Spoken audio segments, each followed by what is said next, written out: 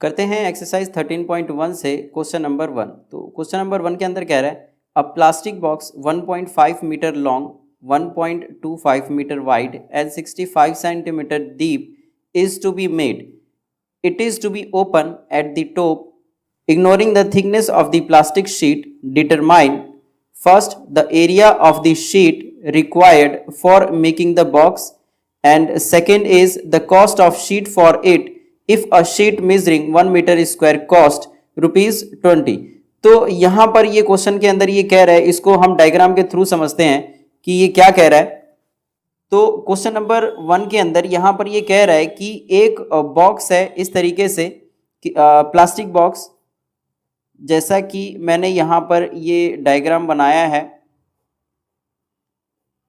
तो एक इस तरीके का बॉक्स है क्यूबॉइडल शेप का, और इसके अंदर जो इसका लेंथ है, मतलब जो ये लेंथ है ये 1.5 मीटर लॉन्ग है। जो ब्रेथ है, मतलब जो वाइड है, वो ये वाला है, और यहाँ से लेकर और यहाँ तक ये है 1.25 मीटर। तो ये 1.25 मीटर ये वाइड हो गया, और जो इसका जो हाइट है यहाँ पे ये दे रखा है 65 सेंटीमीटर, जो ये हाइट हो जाएगा। तो यहाँ से यहाँ ये वाइड हो गया और इधर से इधर ये लेंथ हो गया। तो इसी तरीके से ये लेंथ है, ये लेंथ है, ये लेंथ है और ये लेंथ, मतलब 4 लेंथ हो गया इसमें, 4 इसी तरीके से विड्थ हो जाएगा और 4 इसमें हाइट हो जाएगा। तो यहाँ पे ये कह रहा है कि इसको बनाने के लिए जो एरिया ऑफ शीट रिक्वायर्ड होगा इस बॉक्स को बनाने के लिए वो कितना होगा।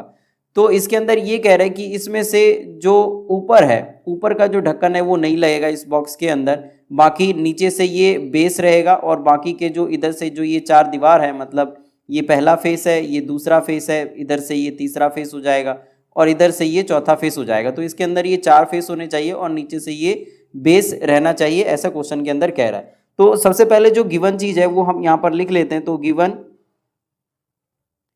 कि जो लेंथ है यहाँ पर ये 1.5 मीटर है, और जो यहाँ पे ब्रेथ दिया हुआ है ये 1.25 मीटर होना चाहिए, और जो यहाँ पर हाइट है ये है 65 सेंटीमीटर। तो क्योंकि जो क्वेश्चन है वो मीटर में चल रहा है, तो यहाँ पर हम भी इसको मीटर में कन्वर्ट कर लेंगे, और सेंटीमीटर को मीटर में बदलने के लिए हमें 100 से डिवाइड देना पड़ेगा। तो जब हम इसको 100 से डिवाइड देंगे तो ये आ जाएगा 0.65 मीटर। तो इस तरीके से ये हो जाएगा इसका हाइट।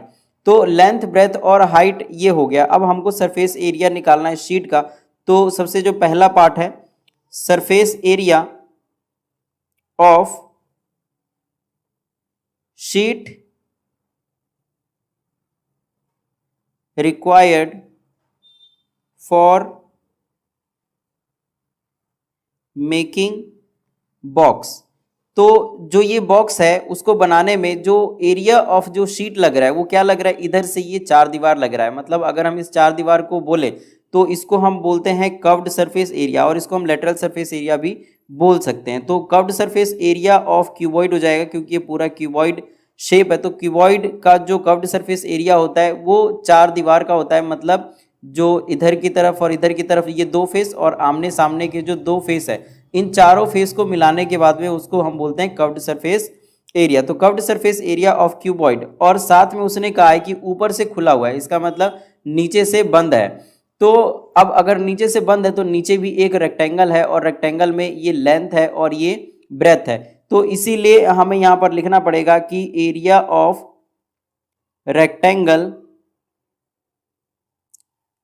From base. तो इस बेस से जो एरिया ऑफ रेक्टेंगल है ये हमको लेना पड़ेगा। तो ऐसे करके ऊपर से ये खुला रहेगा, बाकी नीचे से लग जाएगा, और एक जो 4 दीवार है, मतलब जो 4 साइड्स है इस बॉक्स के, वो हो जाएगा, जिसको हम कर्व्ड सरफेस बोलेंगे। तो कर्व्ड सरफेस क्यूबॉइड का ये होता है 2HL + B, और अगर हम नीचे से अगर देखें तो रेक्टेंगल है जिसका एरिया होता है, रेक्टेंगल का एरिया L × B। अब हमें क्या करना है, इसमें से सारी वैल्यू लेके और इसके अंदर पुट कर देना है। तो यहाँ पर सबसे पहले है ये 2, उसके बाद जो H है ये है 0.65 मीटर, और जो लेंथ और ब्रेथ है तो 1.5 और 1.25, तो 1.5 + 1.25 मीटर। और यहाँ पर जो L × B है तो 1.5 दोबारा से 1.5 × 1.25 मीटर ये आ जाएगा।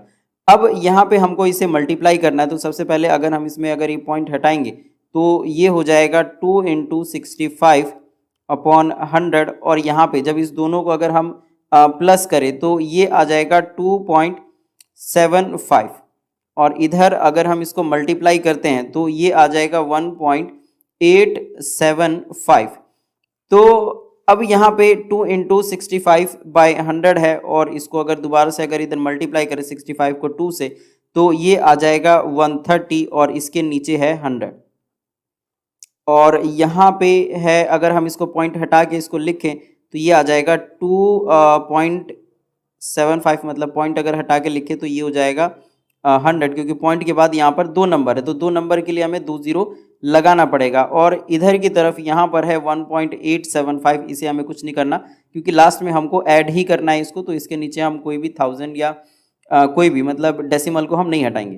तो यहाँ पे अगर आप 1 0 से 1 0 यहाँ पर कैंसिल हो गया। अब 13 को हमें 275 से मल्टीप्लाई करना है, तो ये मैं इस साइड की तरफ लिख देता हूँ। तो अगर आप इसको मल्टीप्लाई करोगे तो ये आ जाएगा 3575, और यहाँ पे एक 10 है और एक 100 है, तो मल्टीप्लाई करने पर ये आ जाएगा 1000, और इसमें हमें ऐड करना है 1.875 इज इक्वल टू। तो अब क्योंकि यहाँ पर 1000 है तो इसको भी अगर हम डेसिमल में कन्वर्ट करें तो यहाँ पर 30 है, तो इसका मतलब ये हो जाएगा कि 3 नंबर हमें ऊपर से काउंट करके जो इधर लेफ्ट साइड की तरफ है, लेफ्ट साइड की तरफ हम मूव करेंगे 3 नंबर के बाद, वहाँ पॉइंट लगा देंगे तो ये इसका डिवीज़न हो जाएगा 1000 से। तो 3.57 और 5 प्लस 1.875, और अगर हम इसको ऐड करेंगे तो ये आ जाएगा 5.450, जिसको हम लिख सकते हैं 5.45। तो 5.45 इतना मीटर स्क्वायर हो गया। तो क्योंकि जो क्वेश्चन है हमने इसको मीटर में कन्वर्ट कर लिया था, तो जो ये कैलकुलेशन करके जो आंसर आएगा उसको हम मीटर स्क्वायर में आंसर देंगे। तो यहाँ पर जो ये फर्स्ट पार्ट है ये हो गया।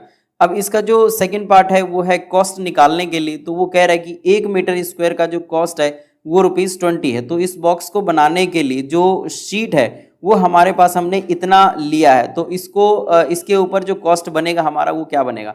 तो इसका सेकंड पार्ट हो जाएगा इसी तरीके से कि cost of sheet of 1 metre square is equal to ₹20। तो 20 रुपीज़ यहाँ पर कॉस्ट है 1 मीटर स्क्वायर का, और हमारे पास है 5.45, तो हमें इसका कॉस्ट निकालना पड़ेगा। तो therefore cost of sheet of 5.45 metre square is equal to, तो अब हमें 20 को 5.45 से मल्टीप्लाई कर देना है। तो 20 मल्टीप्लाई 5.45, और जब हम इसको मल्टीप्लाई करेंगे तो जो हमारा अमाउंट है ये आ जाएगा 109.00, मतलब 109 रुपीज़, और ये हमारा आंसर हो जाएगा। तो जो इस क्वेश्चन के अंदर पूछा गया था कि शीट का सरफेस एरिया क्या होगा इस बॉक्स को बनाने के लिए, तो एक हमें ये निकालना था, और एक जितना भी शीट लगेगा उसे 20 रुपीज़ के हिसाब से पर मीटर स्क्वायर का रेट हमें निकालना है। तो ये दोनों जो पार्ट है इस क्वेश्चन के वो हमने सॉल्व कर लिया है। तो इस तरीके से जो क्वेश्चन नंबर 1 है हम इसको सॉल्व कर लेंगे।